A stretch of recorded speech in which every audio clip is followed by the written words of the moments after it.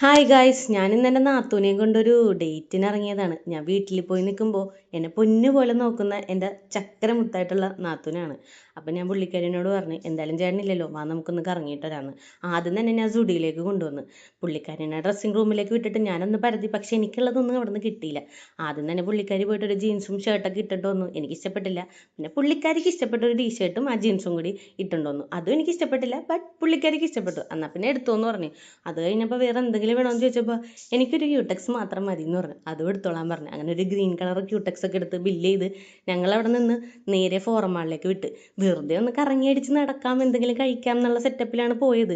പക്ഷേ ഫോറം മാളിലേക്ക് ഇറങ്ങി ഞങ്ങൾക്ക് ബോറടിച്ച്. അങ്ങനെ നേരെ ഫോർട്ട് കൊച്ചിക്ക് വിട്ട്. ഓൾഡ് ലൈറ്റ് ഹൗസ് ബ്രിസ്റ്റോ എന്നാണ് ഈ റെസ്റ്റോറൻറ്റിൻ്റെ പേര്. വൈനും ബീറും എല്ലാം ഉണ്ട്. ഫുഡും അടിപൊളി ടേസ്റ്റാണ്. നല്ല അറ്റ്മോസ്ഫിയറാണ്. ബീച്ച് വൈബ്, ആ തിരയൊക്കെ എണ്ണി ആ ഒരു ഈവനിങ്ങിലൊക്കെ ഇരിക്കാൻ നല്ല രസമാണ്. അങ്ങനെ ഞങ്ങൾ ചെല്ലുമ്പോൾ ആരും തന്നെ ഇല്ല, ഞങ്ങൾ മാത്രമേ ഉള്ളൂ. എന്നാലും ഞങ്ങൾ പുറത്തിരിക്കേണ്ട അകത്ത് തന്നെ ഇരുന്നത്. പിന്നെ വേറൊന്നും പ്ലാൻ ചെയ്തില്ല, ഒരു ബീർ അങ്ങോട്ട് വാങ്ങിച്ചു. ഞങ്ങൾ രണ്ടുപേരും കൂടി അങ്ങനെ ആയിരുന്നു ബീർ അടിക്കാനും തുടങ്ങി. പുള്ളിക്കാരി അധികം അടിക്കുന്നില്ല, ഒരു ഗ്ലാസ്സിൽ തന്നെ പുള്ളിക്കാരി ഫ്ലാറ്റാണ്.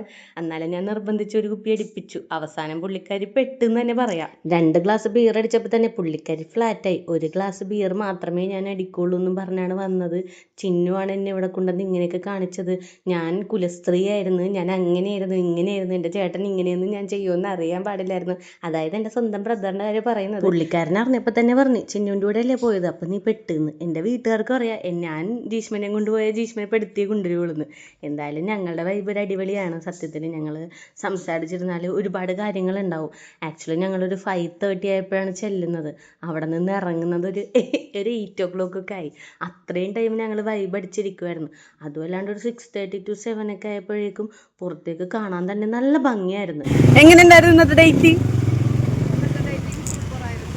വെള്ളമടിച്ചിട്ട് എൻ്റെ നാത്തിന് ഭയങ്കര ഹാപ്പി ആയി എൻ്റെ കൂടെ വന്നിട്ട്. അല്ലേ നാത്തിനെ പറ, ഹാപ്പി അല്ലേ? നാത്തിന് ഹാപ്പി അല്ലേ? അങ്ങനെ ഞാനും ഹാപ്പി, എൻ്റെ നാത്തൂനും ഹാപ്പി. നിങ്ങളും ഹാപ്പിയായെന്ന് വിചാരിക്കുന്നു. അപ്പോൾ പിന്നെ കാണാം. ടാറ്റാ.